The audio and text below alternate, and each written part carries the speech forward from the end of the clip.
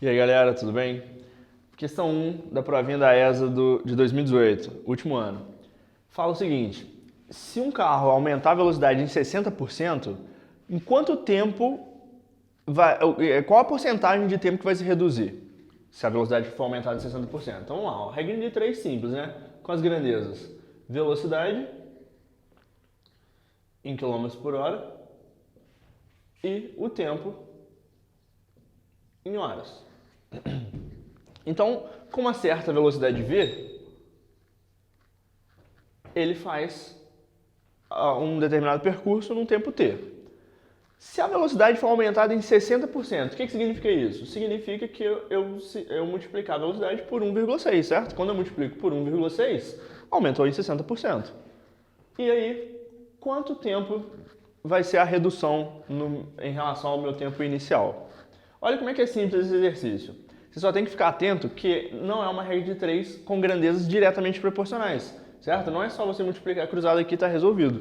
Por quê? Velocidade e tempo são grandezas inversamente proporcionais, porque quando você aumenta a velocidade, você gasta menos tempo, certo? Então as grandezas, enquanto uma sobe, a outra diminui.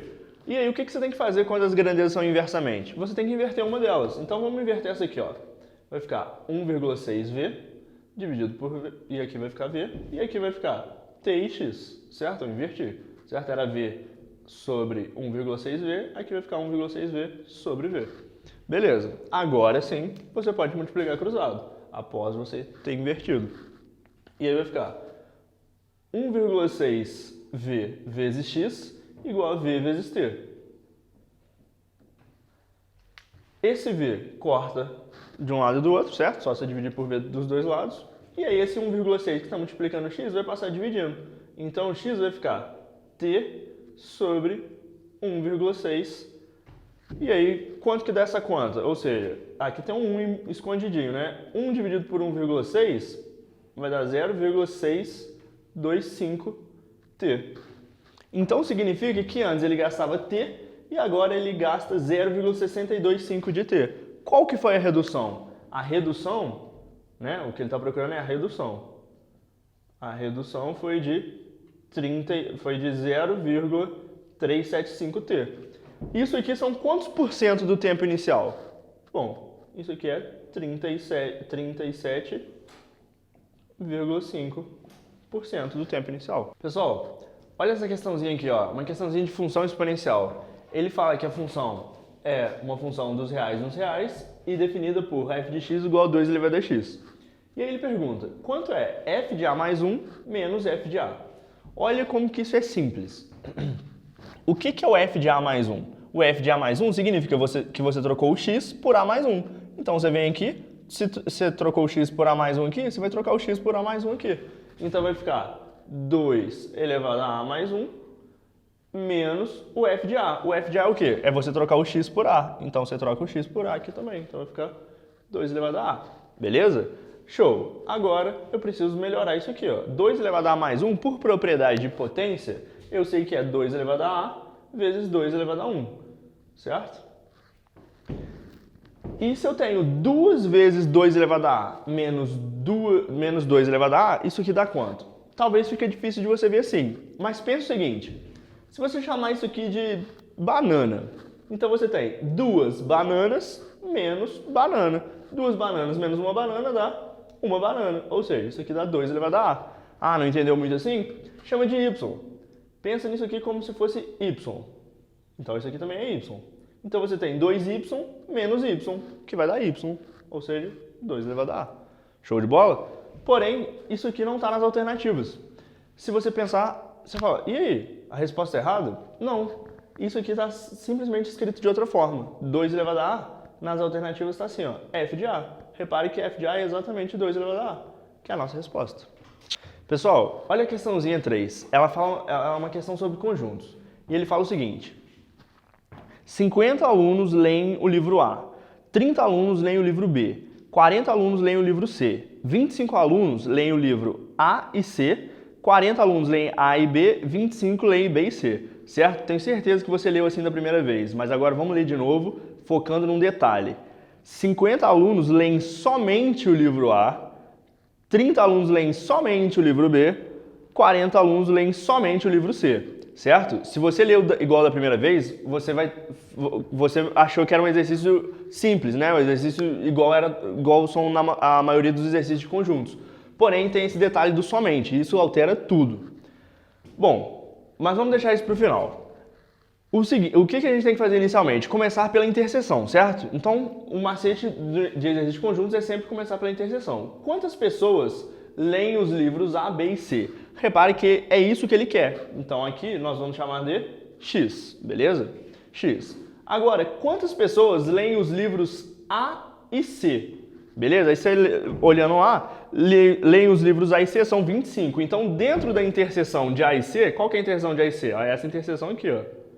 Certo? Essa interseção é a interseção de A e C. Tem que ter 25 alunos aqui dentro. Se já tem X aqui, quantos alunos eu vou colocar aqui? 25 menos X. Certo? E aí, vamos lá. 25 alunos leem os livros B e C. Então, na interseção de B e C, também tem que ter 25. A interseção de B com C, ó, é essa interseção aqui. Tem que ter 25 alunos. Se tem X aqui, aqui vai ter 25 menos X. Certo?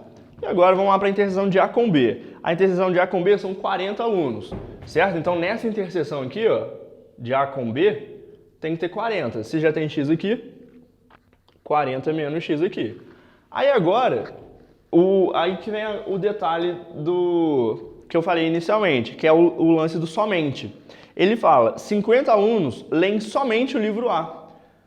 Se 50 alunos leem somente o livro A, você já pode colocar 50 direto aqui, o que não acontece normalmente, certo? Normalmente ele fala 50 alunos leem o livro A, então você tem que pegar 50 alunos que tem que ter aqui dentro, menos esse, menos esse, menos esse. Mas esse ele falou somente leem o livro A, então 50 ali tá bonitinho.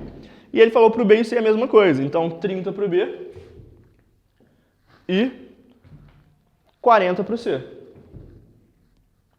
Beleza? E aí, a outra informação que ele me informou no enunciado, que são 180 estudantes no total e todos leem pelo menos um.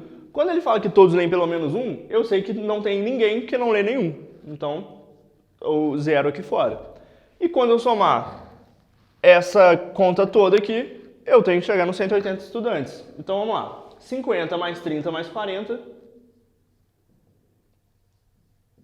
mais 40 menos x, mais 25 menos x, mais 25 menos x, tem que dar 180. Só que aqui, olha só como é que a gente já pode simplificar algumas coisas. O menos x vai cortar com esse mais x, certo? E aqui vai ficar 40 mais 25 mais 25, menos x, menos 2x. Isso tudo tem que ser igual a 180. E aí agora é só resolver. Quanto que vai dar isso? 50 mais 30 mais 40, aqui vai dar 80, 80 mais 40, 120. 40 mais 25 vai dar 50 mais 40, 90. Menos 2x igual a 180. 120 mais 90 vai dar 210. 210 menos 2x igual a 180. Passa esse 180 para cá, subtraindo esse 2x para lá, somando. Então vai ficar 210 menos 180 igual a 2x. 30 igual a 2x, x igual a 30 sobre 2.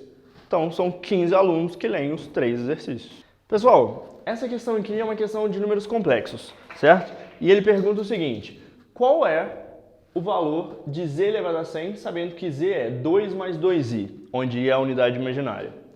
Pessoal, como que a gente vai fazer isso?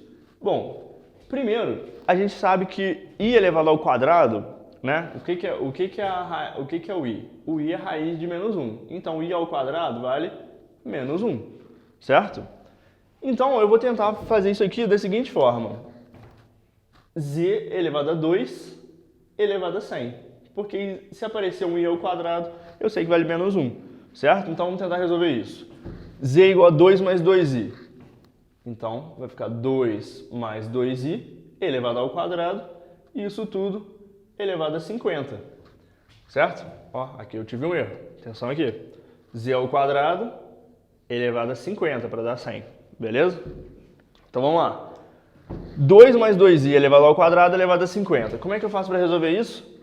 Simples. Isso aqui vira um produto notável, certo? Então vai ser o quadrado do primeiro, que vai ser 4, mais 2 vezes o primeiro vezes o segundo, 2 vezes 2 dá 4, 4 vezes 4i vai dar 8i, mais o quadrado do segundo. Só que quanto que é 2i ao quadrado? Vai dar 4i ao quadrado, certo? Lembrando que isso tudo está elevado a 50. Então isso aqui tudo é elevado a 50. E aí vem a grande questão. I ao quadrado não dá menos 1? Então isso aqui, ó, vai ficar menos 1 vezes 4, que vai dar menos 4, certo? E aí, menos 4 com esse mais 4, cortou. Então ficou 8i elevado a 50. Então isso aqui tudo é 8i elevado a 50. Beleza. Que eu posso simplificar escrevendo da seguinte maneira. Isso é 8 elevado a 50 vezes i elevado a 50. Por quê? Porque eu sei também calcular o valor de i elevado a 50. Lembra que as potências de i, elas são sequenciais, certo? Se você não está lembrado, é só você pensar no seguinte, ó. I elevado a 0 vai dar 1. Qualquer número elevado a 0 dá 1. I ao quadrado, i elevado a 1 dá o próprio i. I ao quadrado nós já vimos que dá menos 1. I ao cubo é i ao quadrado vezes i. Ou seja, menos 1 vezes i vai dar menos i. Se você começar pelo i à quarta agora, que é o próximo, ele vai voltar no 1.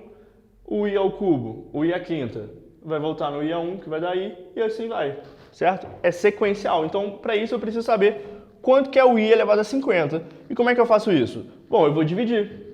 Se eu sei que a cada 4 vai repetir, então eu vou pegar o 50 e vou dividir por 4. Então, ó, 50 dividido por 4 vai dar quanto? 5 por 4 vai dar 1. 1 vezes 4, 4. Para 5, 1. Baixa o 0. 10 por 4, 2. 2 vezes 4, 8. Para 10, 2.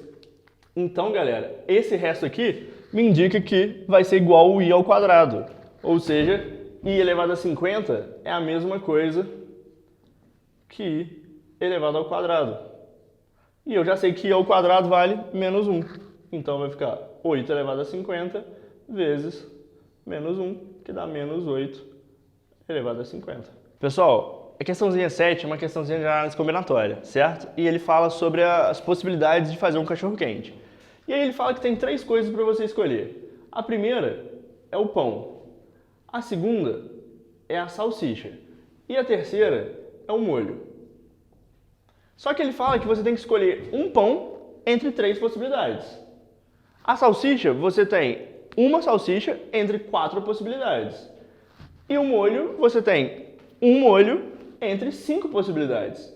Portanto, pelo princípio multiplicativo, quantas possibilidades de cachorro-quente tem de ser feito? 3 vezes 4, 12. 12 vezes 5, 60 possibilidades.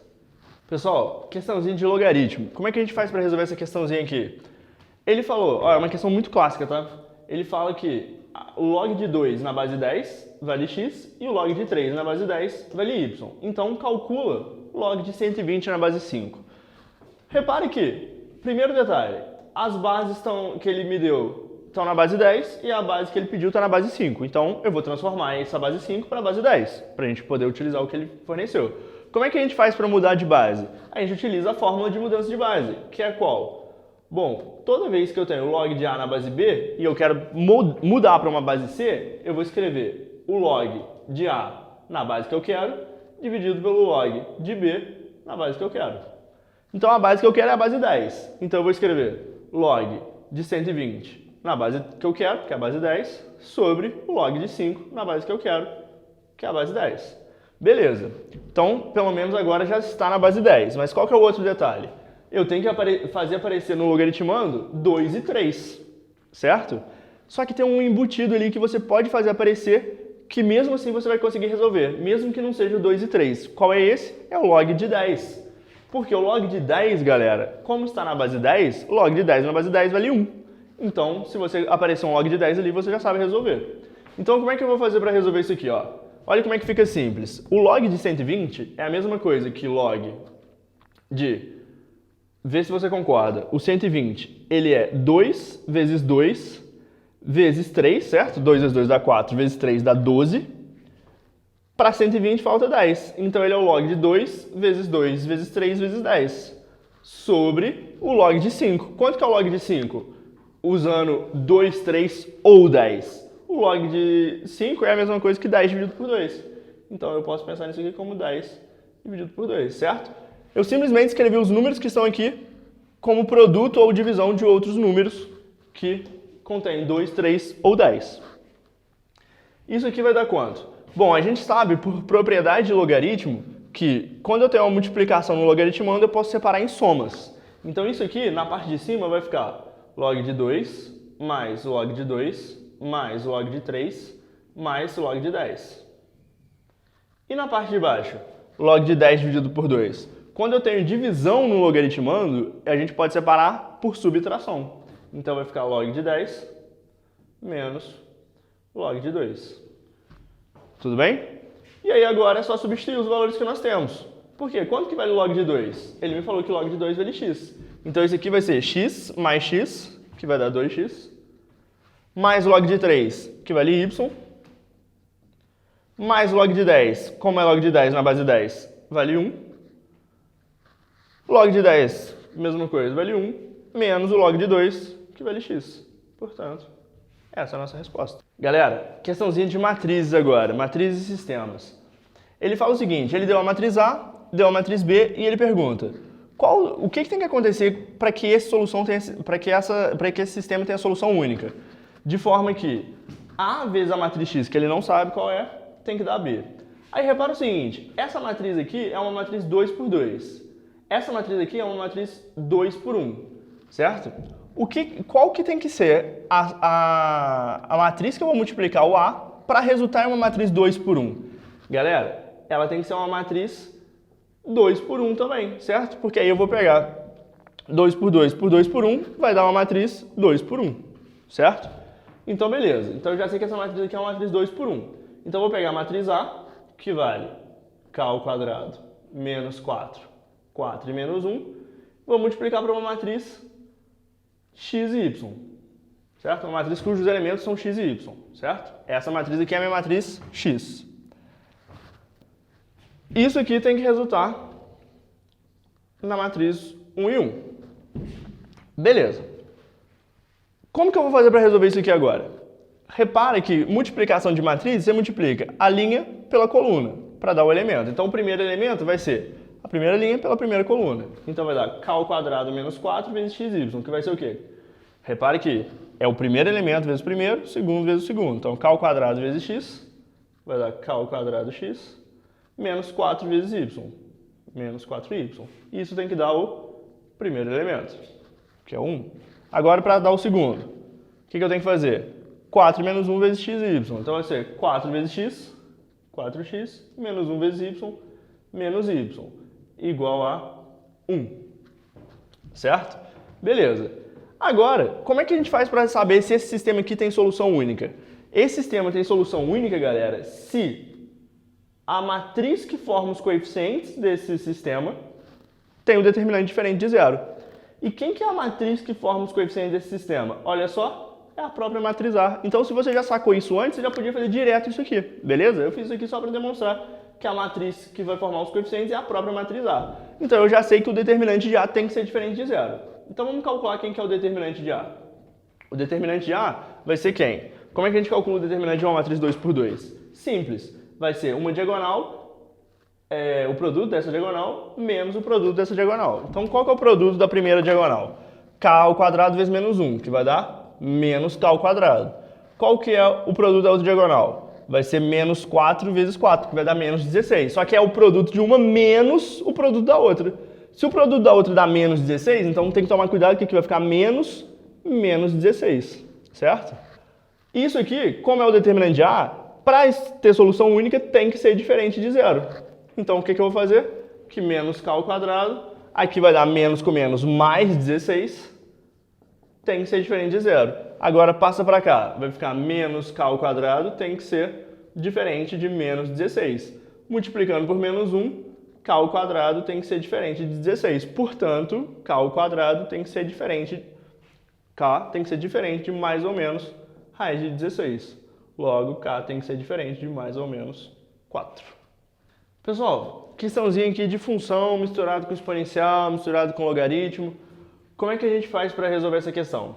Repare que ele me deu a função f, me deu a função g e perguntou qual que é o valor da função composta de f com g no ponto 2. Como é que eu faço para resolver isso? Primeiro eu tenho que saber o que é uma função composta. F composta com G significa que eu estou calculando a F da G no ponto 2. Bom, para isso então, primeiro eu vou calcular quanto que é a G no ponto 2, certo? Ó, G no ponto 2. Para isso, o que eu vou fazer? Ó? G no ponto 2 vai ser substituir o x por 2 na G, que vai ser 1/4 vezes 2 elevado a x. Como x é 2, então fica 2 elevado a 2. Isso aqui vai dar o quê? 2 ao quadrado dá 4, 1/4 de 4 dá 1. Então eu achei a G de 2. A G de 2 vale 1. Portanto, a F da G de 2 é a mesma coisa que a F de 1, já que G de 2 vale 1. E aí agora, como é que eu calculo a F de 1? Volta lá na F. Então vai ficar assim, ó.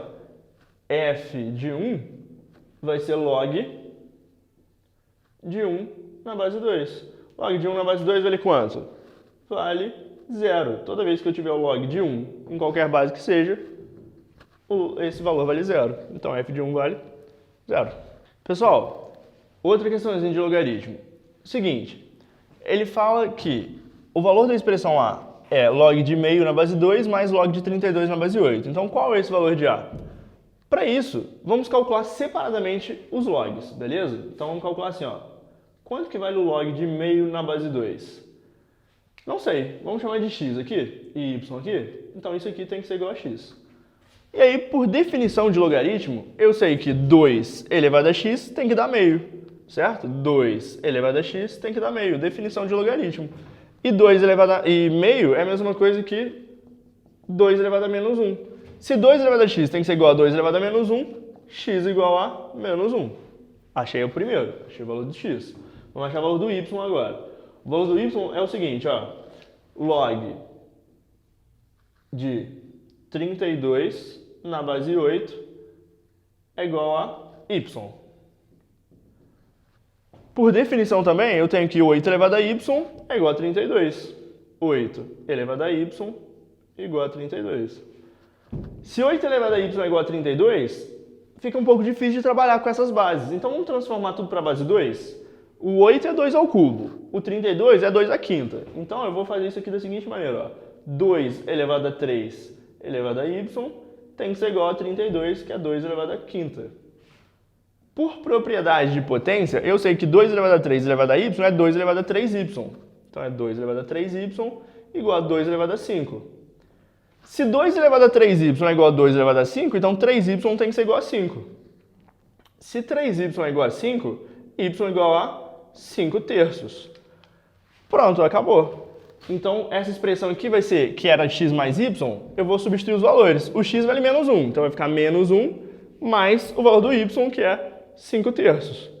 Tirando o MMC aqui, que vai dar 3, vai ficar 3 dividido por 1, 3 vezes menos 1, menos 3. 3 por 3, 1 vezes 5, 5. Então vai ficar menos 3 mais 5, 2 sobre 3. Show? Pessoal, questãozinha aqui, ó, última da ESA. É uma questão de PA. Ele fala que o 10º termo vale 16 e que o 9º termo é 6 unidades maior do que o 5º. Então, o 9º termo, que é o A9, é o A5 mais 6, certo? E para isso ele pede o A12, né? Com essas informações, calcule o A12. Como é que a gente vai fazer? Repare que o A10 é a mesma coisa que A1 mais 9 razões, certo? Para você chegar no A2, você não pega o A1 mais uma razão? Para você chegar no A3, é o A1 mais 2 razões? Então, no A10 é o A1 mais 9 razões, certo? Então, A1 mais 9 razões dá 16. E aqui, ó, vou fazer a mesma coisa. O A9 é o A1 mais 8 razões. O A5 é o A1 mais 4 razões. Mais 6. Repara que aqui nós temos que o A1 corta com o A1. Então, vai ficar 8R mais 4R igual a 6. 8R igual a 4R mais 6. Passa esse 4R para lá. Então vai ficar 8R menos 4R, que vai dar 4R, igual a 6. Se você passar o 4 dividindo, o R vai ser 6 por 4, que é 3 sobre 2. Beleza, achei a razão da nossa PA. E o que eu vou fazer com essa razão? Com essa razão eu vou jogar aqui no de cima para eu achar o A1. Então eu sei o quê? Que o A1 vale 16 menos 9R. Passei esse 9 para cá. Então, quem que vai ser o A1? 16 menos 9 vezes 3 meios.